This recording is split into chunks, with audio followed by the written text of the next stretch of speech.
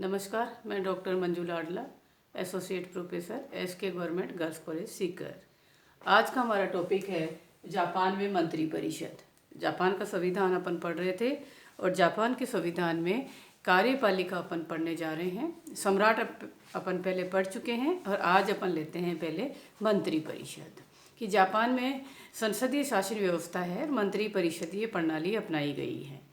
Japan में जो मंत्री परिषद है उसके अपन 3 टॉपिक डिस्कस करेंगे। पहला विशेषताएं लेंगे, दूसरा वहाँ मंत्री परिषद का विकास किस तरह से हुआ और तीसरे में लेंगे कि वो संगठन अर्थात उसके संगठन और उसके कार्य किस तरह से कार्य करती है। तो सबसे पहले लेते हैं अपन कैबिनेट की विशेषताएं। जापान की जो मंत्री परिषद है उसकी पहली विशेषता है दोहरी कार्यपालिका।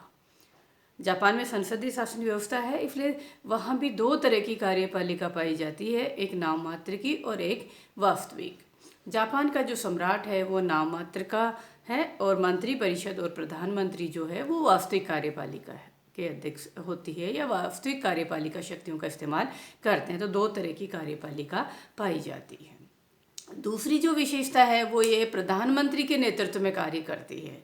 देखिए, जहाँ भी संसदीय शासन व्यवस्था होती है और प्रधानमंत्री जब होता है तो मंत्री परिषद का अध्यक्ष प्रधानमंत्री होता है। प्रधानमंत्री ही मंत्री परिषद का निर्माण करता है। प्रधानमंत्री चाहे तो मंत्रियों को हटा सकता है और मंत्री परिषद प्रधानमंत्री की अध्यक्षता में कार्य करती है।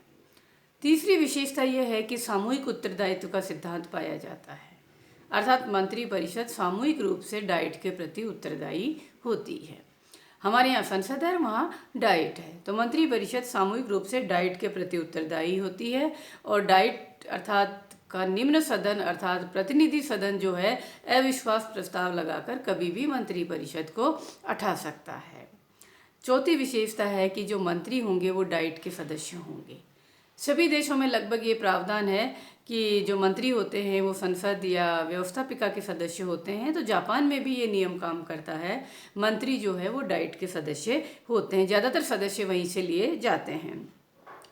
5वीं विशेषता है कि प्रधानमंत्री और मंत्री सिविलियन होने चाहिए। जापान में ये विशेष प्रावधान है कि असैनिक होना जरूरी है मंत्री और प्रधानमंत्री के लिए। मंत्री परिषद के सदस्य असैनिक होना आवश्यक है। ऐसा इसलिए अपनाया गया कि पहले जापान में सम्राट शक्तिशाली होता था और मनमानी या निरंकुश ढंग से शासन करता था, तो वो सैनिक हुआ करता था, सैनिक शक्ति का अध्यक्ष होता था और सैनिक होते हुए वो शासन पर कब्जा करता था। तो इसको ख़त्म करने के लिए, शांति और व्यवस्था बनाए रखने के लिए असैनिक होना उन्होंने एक शर्त निर्धारित कर रखी है। तो प्रधानमंत्री और मंत्री असैनिक होने चाहिए। 6ठी विशेषता है कि मंत्री परिषद की कार्यकाल की अनिश्चितता होती है, अर्थात मंत्री परिषद का कार्यकाल प्रतिनिधि सदन के विश्वास पर निर्भर करता है, कभी भी उसे हटाया जा सकता है, तो उसका कार्यकाल अनिश्चित होता है। 7वीं विशेषता इसकी यह है कि प्रधानमंत्री की नियुक्ति डाइट द्वारा ही होती है और सम्राट की इसमें कोई भूमिका नहीं होती है। देखिए, इस वहाँ पर क्या होता है कि पहले प्रधानमंत्री का चयन डाइट करती है और डाइट जिस नाम का सिलेक्शन करके देती है, सम्राट केवल उसकी औपचारिक घोषणा करता है। सम्राट के पास कोई विशेष इसमें पावर नहीं है। बाकी देशों में या भारत में या ब्रिटेन में, इनमें अगर अपन देखते हैं तो कुछ विशेष परिस्थितियों में सम्राट अपनी विवेकीय शक्तियों का इस्तेमाल कर सकता है, लेकिन यहाँ ऐसा नहीं है।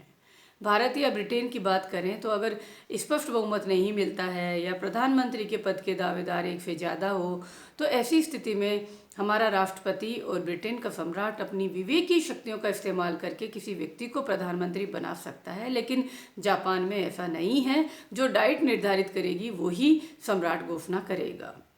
इसके साथ ही एक 8वीं विशेषता यह है कि कार्यपालिका शक्ति संविधान के माध्यम से सम्राट को नहीं दी गई है, कैबिनेट में निहित की गई है। देखिए, बाकी जगह तो ये होता है औपचारिक और अनौपचारिक, जैसे नाम मात्र की और वास्तविक कार्यपालिका होती है। वहाँ संविधान के माध्यम से जो शक्तियाँ हैं वो नाम मात्र की कार्यपालिका को दी गई होती है और व्यवहार में इस्तेमाल वास्तविक कार्यपालिका करती है। जैसे बात करें भारत की, तो शक्तियाँ दी गई है राष्ट्रपति को, इस्तेमाल व्यवहार में करता है प्रधानमंत्री और मंत्री परिषद, लेकिन जापान में ऐसा नहीं है। शक्तियाँ वास्तव में ही मंत्री परिषद को दी गई है, सम्राट को दी ही नहीं गई है। तो कार्यपालिका शक्तियाँ जो है वो मंत्री परिषद में निहित है, सम्राट में निहित नहीं है। इस तरह जापान की जो मंत्री परिषद है वो थोड़ी अलग सी है। कुछ विशेषताएं उसकी कार्य संसदीय शासन व्यवस्था की है, कुछ विशेषताएं उसमें कुछ विलक्षण है। जैसे अपन बात करें, असैनिक होना है, डाइट द्वारा प्रधानमंत्री की नियुक्ति होनी है, शक्तियां मंत्रिमंडल में निहित की गई है, ये थोड़ी अलग हटकर इसकी विशेषताएं होती हैं। अब अपन बात करते हैं जापान की जो मंत्री परिषद है उसका विकास कैसे हुआ, वहाँ पर किस तरह से मंत्री परिषदीय प्रणाली अपनाई गई। देखिए, अगर बात करते हैं विकास की, तो जापान में जो है कैबिनेट प्रथा का प्रारंभ 1885 में एक अध्यादेश के माध्यम से सम्राट ने किया था। हालांकि संविधान में कहीं पर भी कैबिनेट शब्द का इस्तेमाल नहीं किया गया था। संविधान में ये कहकर उसको मान्यता दी गई थी कि सम्राट जो विभिन्न तरह के मंत्री होंगे वो सम्राट को परामर्श देंगे और इसके लिए उत्तरदायी होंगे। अर्थात जो मंत्री परिषद थी वो केवल सम्राट को परामर्श देने वाली संस्था हुआ करती थी, परामर्श देने वाली एक समिति के समान होती थी।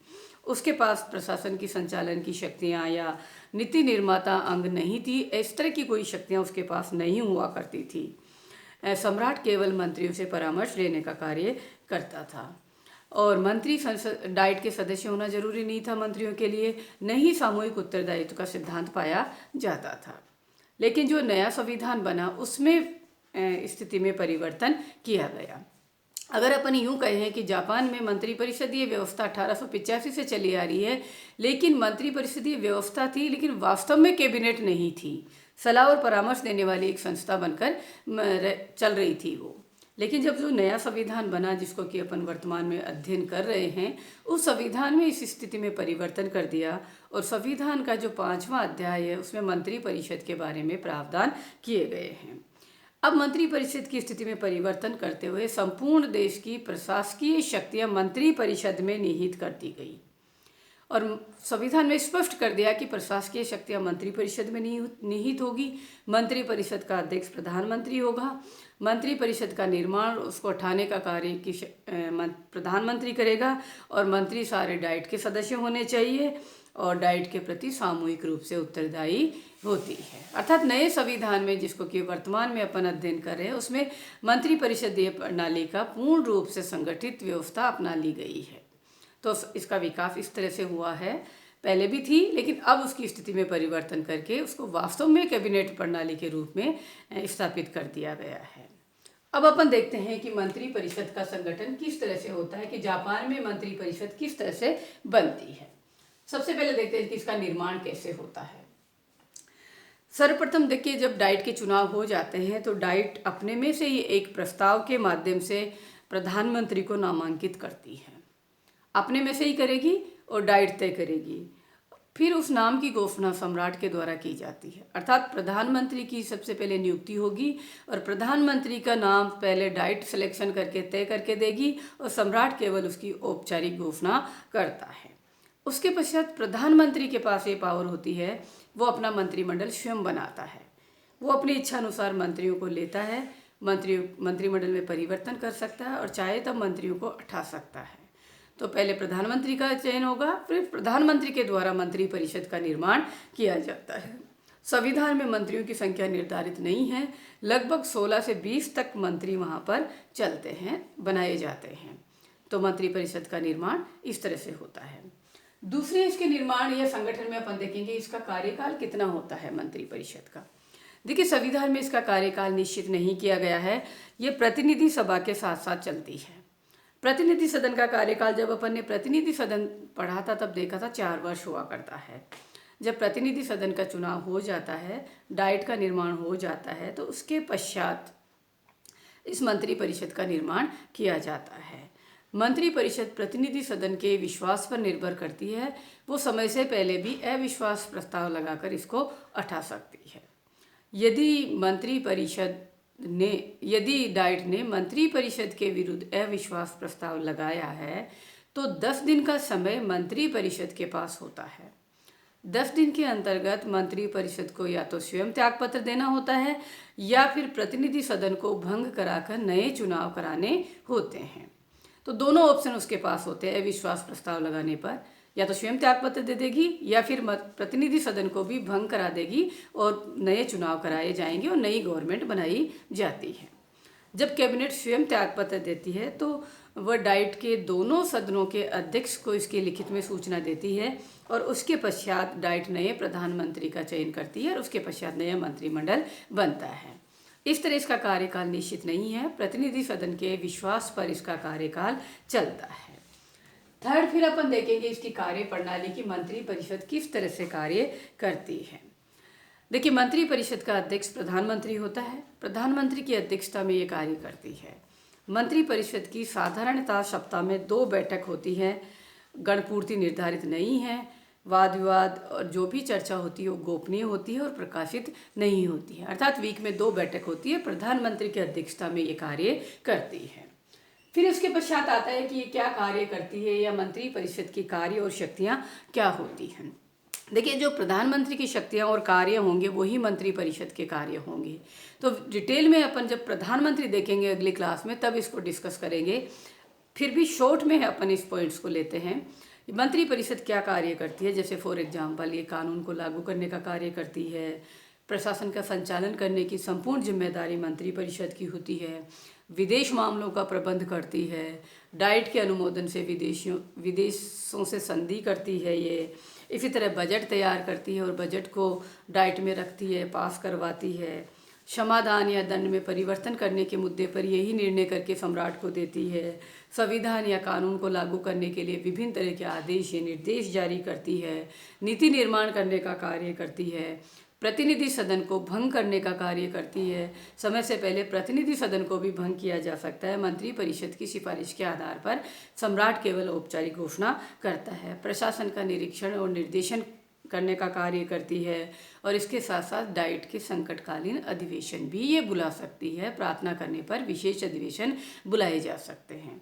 इस तरह जापान में मंत्रिमंडल का संगठन होता है और मंत्री परिषद ये कार्य करती है।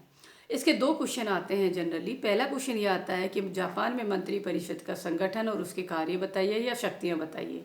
और दूसरा जो क्वेश्चन आता है वो छोटा क्वेश्चन आता है, वो ये आता है कि जापानी मंत्री परिषद प्रणाली की विशेषताएं बताइए। दोनों अपने कंप्लीट होते हैं। आज धन्यवाद।